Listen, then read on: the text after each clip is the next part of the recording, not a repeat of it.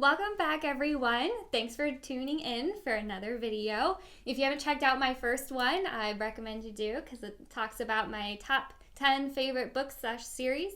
Maybe you'll see a book that you might want to try out, so I recommend watching it. But this video is going to be about the books I read in February. So my February wrap up.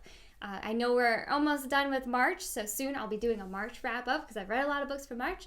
But this video is all going to be about February's reads, which I've read quite a few books. So I'll have to go through each one of those with you and maybe tell you how I felt about them, what things I liked, what things I didn't like. Maybe you'll want to check them out. But this is what this video is going to cover.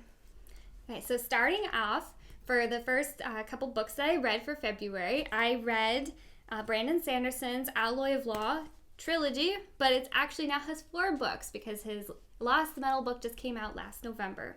So now it's more of a quartet. But this is Era 1 of the Mistborn entire, there's like 6 books. Well, now 7.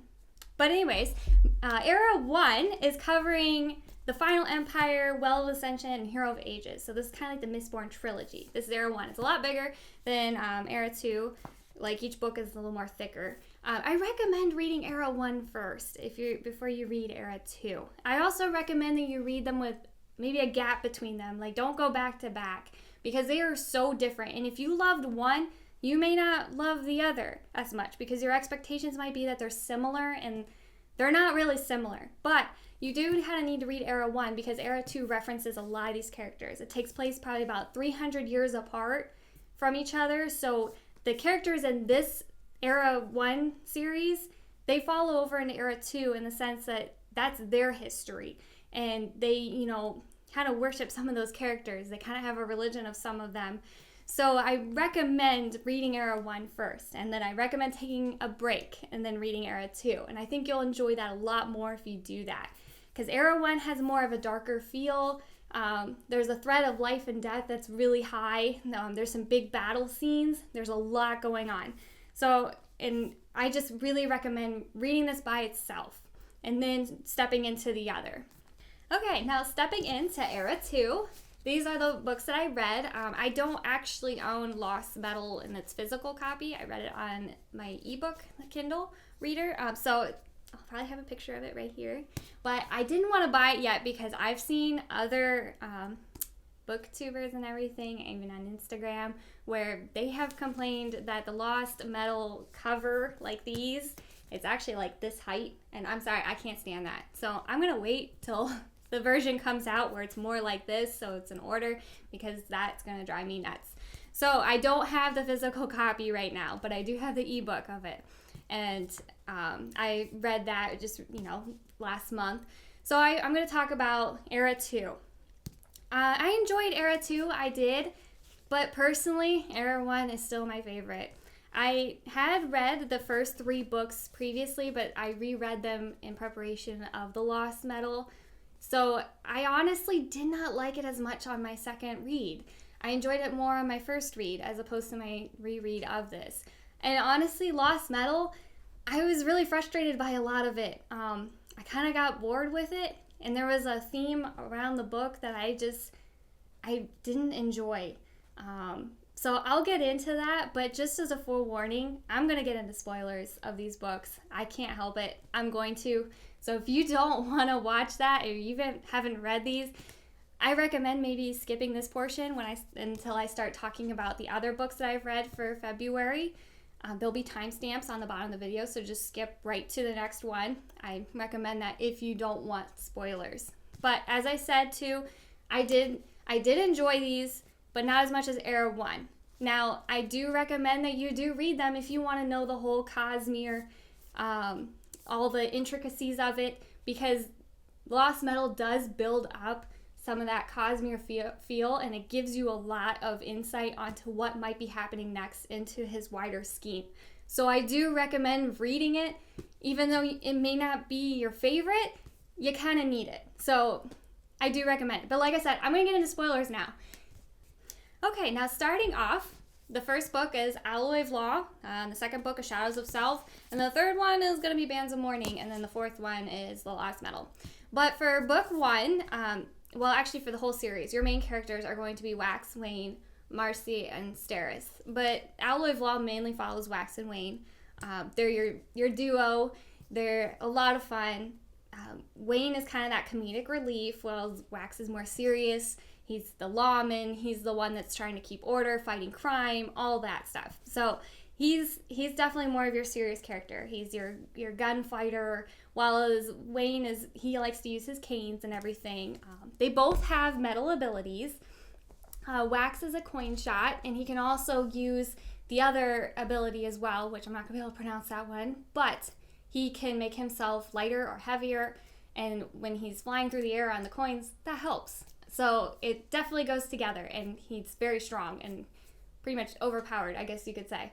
But Wayne, he also has a cool ability where he can speed up time for him, and so that allows him, to have really good fighting skills too. He doesn't like to use guns, but he gets well on his own, so he can, handle everything. So with the two of them together, they do great.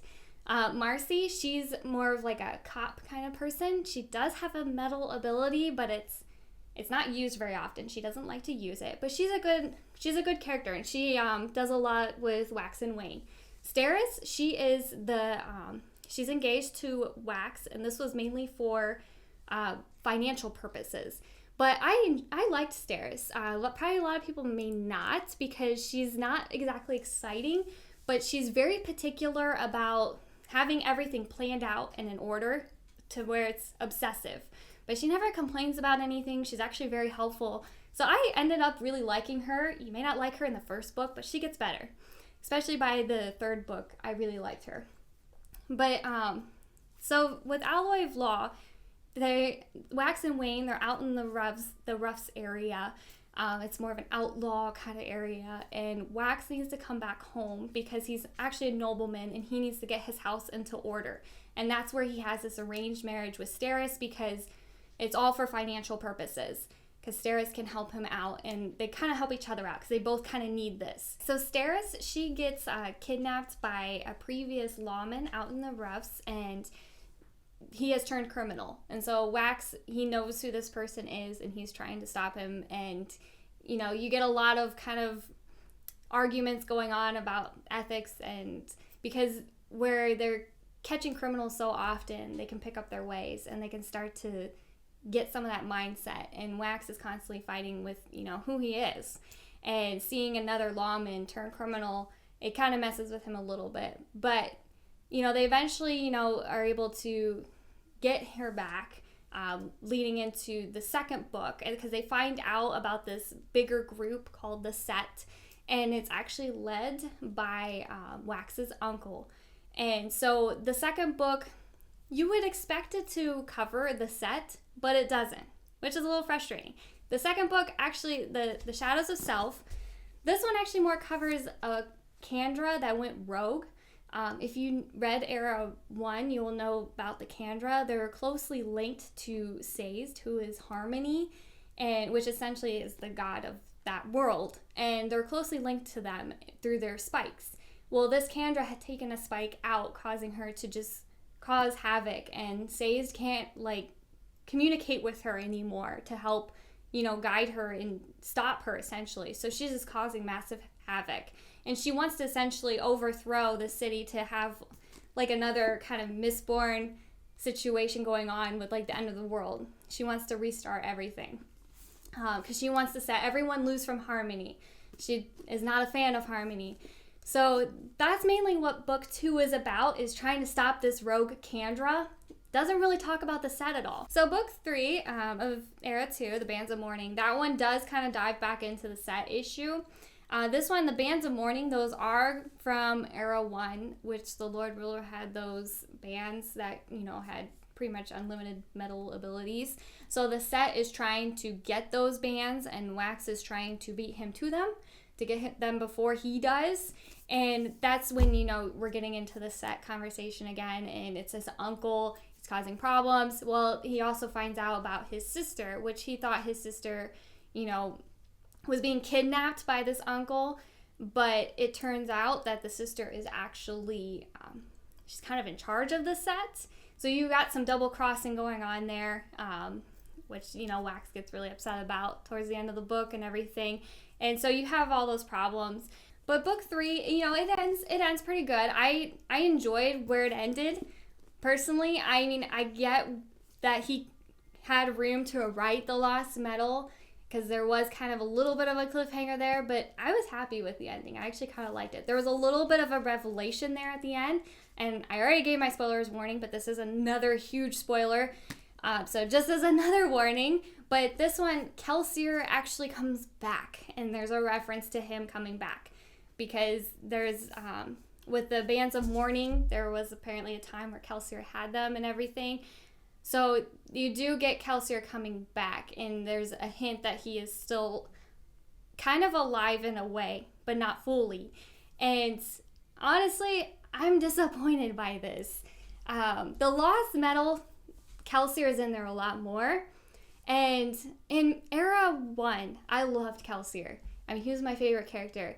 And I thought when his death was written, it was perfect. I loved it. It was that perfect sacrifice death, and I thought it was very appropriate. And to find out that he didn't die and he's still around, and you're questioning now his motivations, it just kind of leaves a little bit of a bitter taste, and it doesn't make that death so sacrificial, and it just feels kind of cheapened.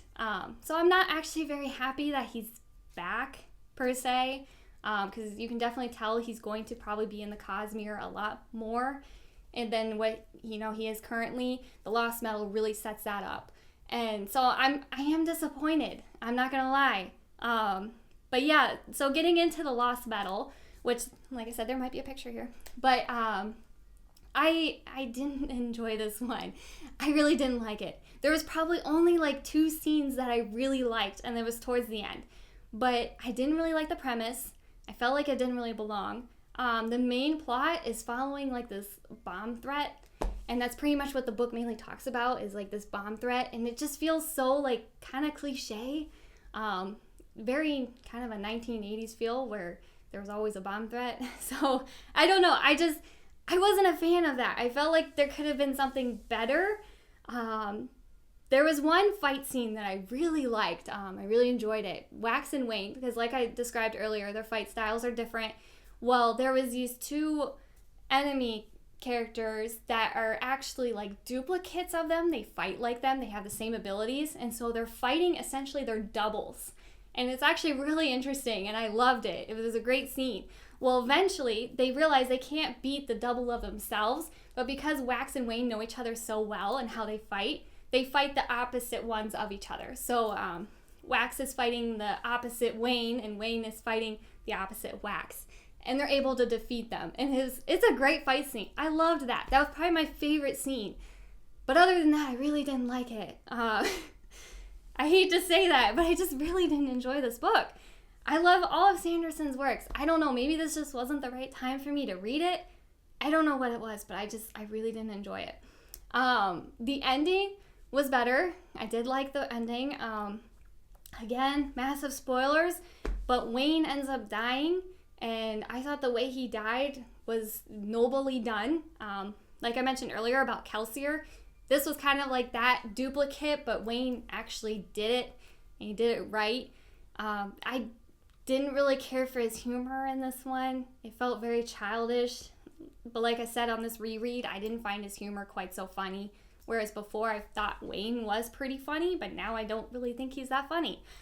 So I don't know why. I just really didn't care for it. But like I said, you're probably going to need to read it if you want to get the bigger Cosmere picture.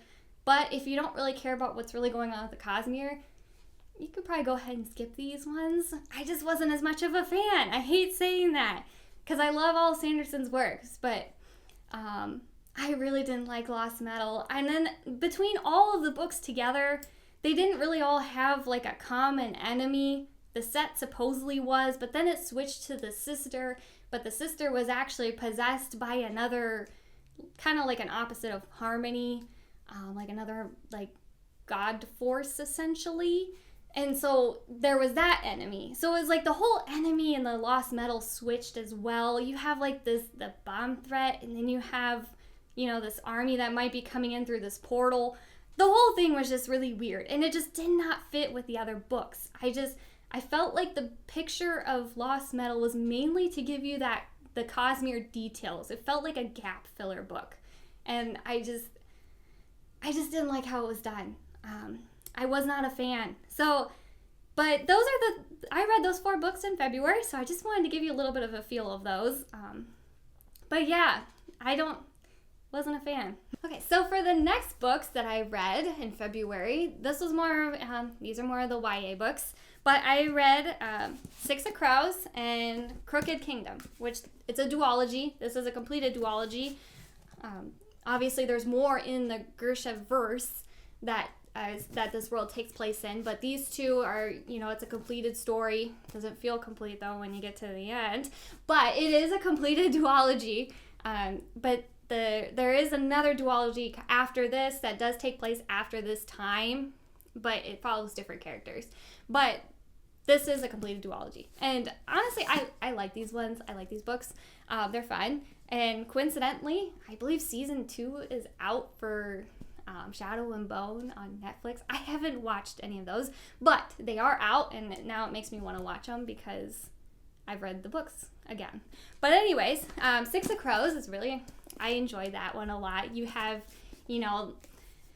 pretty much a gang again. They're apparently I like books that have, this gang of characters in them. But you have Kaz, Ine, I'm not sure how to pronounce her name. I'm so sorry.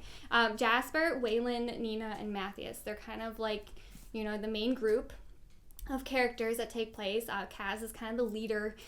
He's called Dirty Hands. He's willing to pretty much do anything. He's kind of this criminal mastermind. He's able to, do whatever heist or stealing or anything he needs to do. He's the gang leader of this Crows group, and they have this task that they have to do. They have to break into this prison that's unbreakable, and so they're doing the ultimate heist, and they have to try to break into this prison, and they have to get someone who's making this Jurda Param. It's like kind of like this drug thing that enhances some of the magical abilities of certain characters. I don't want to mispronounce all these words, so I'm kind of a little ambiguous here, but that's what they're trying to do. And so it's kind of like a little bit of a rescue mission, but they're promised all this money if they're able to rescue this person and, break this person out of this prison. So the whole book is just following, pretty much all their ups and downs of trying to complete this heist. And it's a lot of fun to read because they all got these interesting skill sets, and it's really fun to read about them. My only complaint is I do wish that they were older, because the characters are written in they're supposedly in their 16, 17, 18s, but they feel like they're older. And I wish their ages would have just been listed as older. I think that would have helped. Because, they have these extensive backstories, and it's like, so were you telling me this was when you were, 12? So it just doesn't really fit. They do need to be a little older, I think, and that could easily have been done, and it wouldn't have changed the story. But it just for consistency purposes, I think that would have probably helped. But yeah, other than that, I mean, for the most part, I really enjoyed it. But towards the end, you kind of get every chapter, you start getting a backstory of one of the characters, some type of flashback or look back. That gets a little excessive too. But if you can ignore all that, like I said, the story's really fun. I really liked reading about the heist. This is more of a YA read, but it's a darker read. There's a lot of kind of, violent scenes, I guess you could say. But it's fun to read. I like it. So, and then following into the second book, Crooked Kingdom. So book 1 kind of ended with this double cross. And because, they completed their heist, and so they want to get their money. Well, the person who's supposed to pay them crosses them, and so now takes one of the gang members as hostage. So now essentially book 2 is pretty much trying to get that person back and double cross the double crosser. They have pretty much the entire city after them. There's a lot going on, a lot of enemies, but you still have your gang of characters from the first book, which I love all those characters. And so it's fun to get to read about them again in the second book. I think I like the first book better, but the second book was just as good. Personally, I like them both together.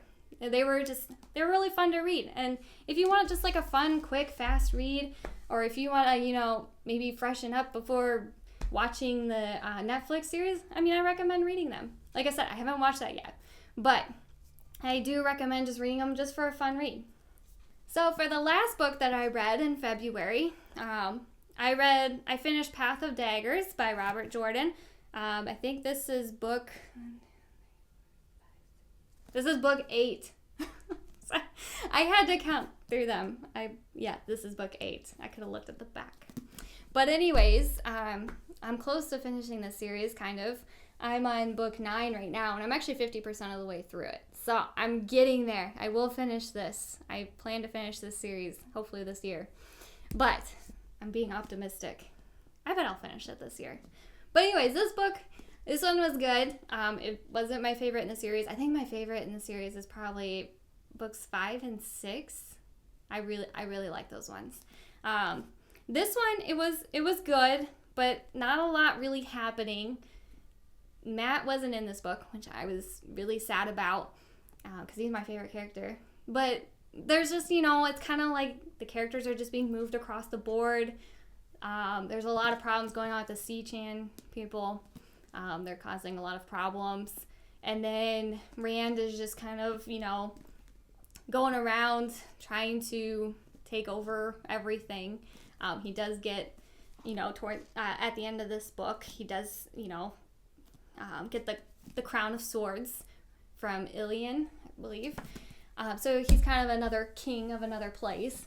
But that's how that book goes. Like I said, not really a whole lot happened, I guess, in that one as compared to some of the other ones. But it was still fun to read that one.